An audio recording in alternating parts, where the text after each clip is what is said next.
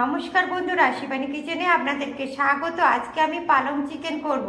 এই জন্য এই দেখুন হাফ কিলো চিকেন নিয়েছি, আর এই দেখুন এক কাঠি পালং শাক নিয়েছি। এবার এই চিকেনের মধ্যে এই দেখুন কিছুটা লবণ দিয়ে দিলাম, কিছুটা হলুদ দিয়ে দিলাম, চামচ দই দিয়ে দিয়েছি, আর এই দেখুন কিছুটা সর্ষের তেল দিয়ে দিচ্ছি। দিয়ে এটাকে আমি প্রথমে ম্যারিনেট করে আধ ঘন্টা রেখে নেব। এই দেখুন মাখানো হয়ে গেল। এটা এবার আমি আধ ঘন্টা রেখে দেব, তারপর আমি রান্না করব। চলুন প্রথমে পালং শাকগুলোকে একটু হালকা সেদ্ধ করে। এখন বন্ধুরা, পালং চিকেন করার জন্য আমি পালং শাকটাকে ভালো করে ধুয়ে নিয়ে একটুখানি জল দিয়েছি। এবার এটাকে আমি সিদ্ধ করতে বসিয়ে দেবো। এই দেখুন বন্ধুরা, পালং শাকটা সিদ্ধ হয়ে গেছে।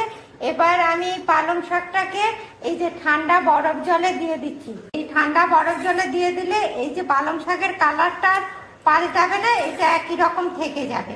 এবার এটা আমি মিক্সিতে পিষিয়ে নেব। দেখেছেন কি সুন্দর সবুজ রংটা হয়ে গেল। বন্ধুরা, তেলটা গরম হয়ে গেছে। এবার আমি কচুটা আর আলুটা ভেজে নেব।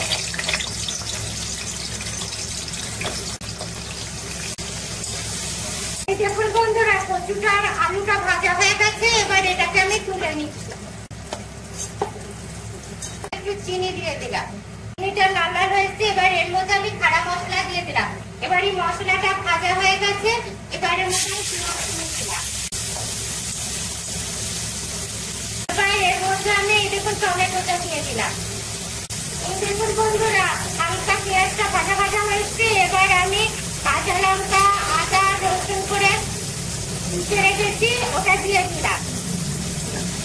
এবার এই দেখুন এর মধ্যে পরিমাণ মতো হলুদ দিয়ে দিলাম। এই দেখুন লবণ দিয়ে দিলাম, ধনে গুঁড়ো দিলাম, একটুখানি জিরে গুঁড়ো দিলাম। এই মশলাটা সিদ্ধ হওয়ার জন্য একটুখানি সামান্য জল দিয়ে দিলাম। এবারে এই দেখুন আলুটার কচুটা ভেজে রেখেছিলাম, এর মধ্যে দিয়ে দিলাম। এবারে এই দেখুন মাংসটা ম্যারিনেট করে রেখেছিলাম, এর মধ্যে দিয়ে দিলাম। এবার দেখুন বাটি ধোয়া জলটা একটু দিয়ে দিলাম, একটুখানি ঢাকা দিয়ে দিলাম।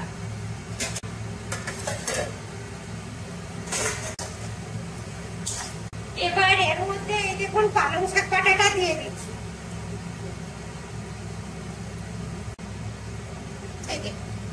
একটু সামান্য জল দিয়ে দিলাম।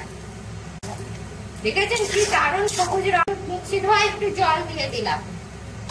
এবার এটাকে আমি এই দেখুন ঢাকা দিয়ে দিচ্ছি। ব্যাস, এবার এটা হোক। পালং চিকেনটা হয়ে গেছে। এবার এর মধ্যে আমি ধনেপাতার মাখন দিয়ে দিয়েছি। এই দেখুন মাখনটা দিয়েছি। এই মাখন দিলে টেস্টটা খুব সুন্দর হয়। আপনারাও এই পালং চিকেন করার সময় মাখন দেবেন, ঘি দেবেন না।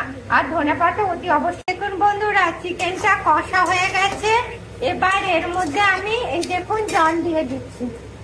এই দেখুন হালকা একটু গরম জল করে রেখেছি, সেটা দিয়ে দিচ্ছি। এবার এটা সিদ্ধ হবে।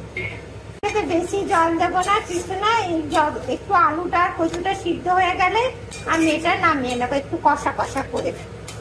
ঠিক আছে, কি সুন্দর কালারটা এসছে। এই দেখুন বন্ধুরা, এটাকে নামিয়ে নিচ্ছি। এবার চলুন ভাত খাওয়া যাক।